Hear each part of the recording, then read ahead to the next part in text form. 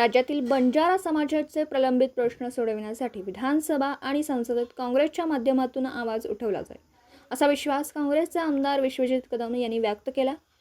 तसेच येणाऱ्या विधानसभा निवडणुकीनंतर राज्यात महाविकास आघाडीची सत्ता येईल असा विश्वास देखील आमदार कदम यांनी व्यक्त केला। सांगलीच्या जत तालुक्यातील निगडी येथे पार पडलेल्या बंजारा समाजाच्या राज्यस्तरीय मेळाव्याप्रसंगी ते बोलत होते। या प्रसंगी खासदार विशाल पाटील, बंजारा समाजाचे नेते व आमदार राजेश राठोड, आमदार विक्रम सावंत यांच्यासह बंजारा समाज मोठ्या संख्येने उपस्थित होता। राजेश राठोड यांनी जी समाजाच्या वतीने जी मागणी केलेली आहे, भविष्यात महाविकास आघाडीचे सरकार आल्यानंतर तुमची भूमिका काँग्रेस पक्षाची काय असेल? हे पहा की बंजारा समाज हा महाराष्ट्रातला एक अत्यंत महत्त्वाचा समाज आहे। या समाजाचा प्रचंड कष्ट हे समाजाच्या जडणघडणीमध्ये असतात। स्वर्गीय वसंतराव नाईकांपासून या समाजाचं आणि महाराष्ट्राचं नेतृत्व केलं, एक अत्यंत मोठं दूरदृष्टीचं नेतृत्व महाराष्ट्राला या समाजाच्या रूपाने मिळालं आणि म्हणून या ठिकाणी आज राजेश राठोड जे विधान परिषदेचे काँग्रेस पक्षाचे समाजाचं प्रतिनिधित्व करत आहेत, ते बंजारा समाजाचे आमदार म्हणून काम करत आहेत महाराष्ट्रात।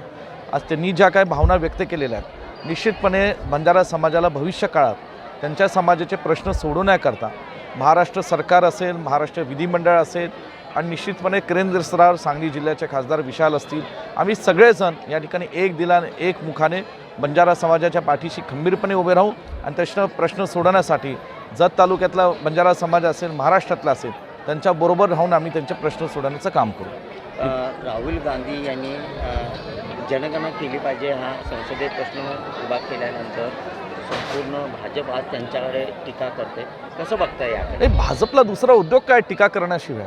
आज आदरणीय राहुलजी गांधींचं जे एक अभ्यासू आक्रमक व्यक्तिमत्व जे त्यांना पाहायला मिळतं त्यांना पचना।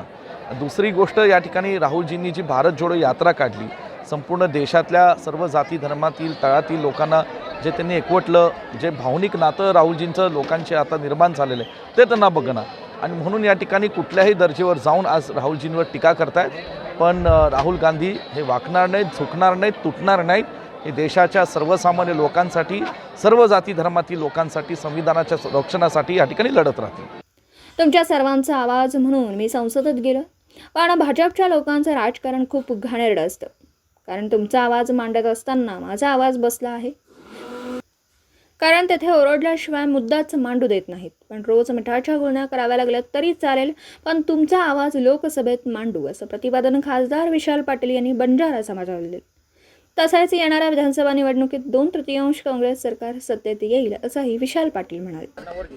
आज सांगली जिल्हा बंजारा समाजाच्या वतीनं माननीय आमदार विक्रमदादा सावंत यांच्या नेतृत्वाखाली तरुण रोहित राठोड यांनी ह्या ठिकाणी एक मेळावा आयोजित केला। या मेळाव्यासाठी खास करून काँग्रेस पक्षाचे विधान परिषदेचे सदस्य आमदार राजेशजी राठोड हे मार्गदर्शन करण्यासाठी आलेले। सगळ्या समाजाच्या अडचणी, त्यांचे प्रश्न हे आम्ही विश्वजित कदम साहेबांनी ऐकून घेतले। प्रामुख्याने त्यांची मागणी की इतर राज्यात जो स्टेटस ह्या समाजाला आहे, एकच भाषा जगभरात बोलतात, मात्र एका राज्यातून दुसऱ्या राज्यात जात असताना त्यांची जी कास्टची सर्टिफिकेट आहे की व्हॅलिडिटी आहे की वर्गीकरण आहे हे वेगळं होते। कुठे SC आहेत, कुठे ST आहेत। महाराष्ट्रात मात्र VGNT असल्यामुळे इतर समाजाबरोबर त्यांना तिथं स्पर्धा करावी लागते।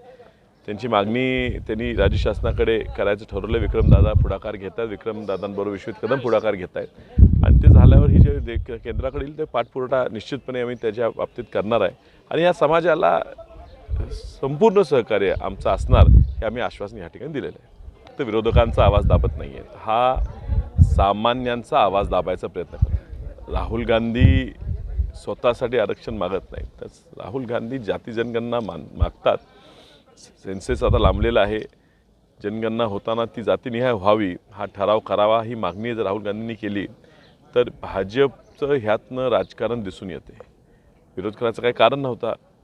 जनगणना जातीनिहाय झाली तर एक माहिती सेन्सेस आहे, त्यातनं पुढे काय करायचं नंतरचा विषय आहे। पण राहुल गांधींनी जे निर्णय घेतलेला आहे की जितनी आबादी उतना हक, ज्याची जेवढी संख्या त्या पद्धतीने त्याला अधिकार मिळाला पाहिजे, हा जो रेटा राहुल गांधींनी केला आहे त्या रेट्यामुळे भाजपवाल्यांची पायाखालची वाळू घसरलेली आहे आणि म्हणून खालच्या पातळीवर जाऊन स्तर सोडून त्यांनी टीका केली.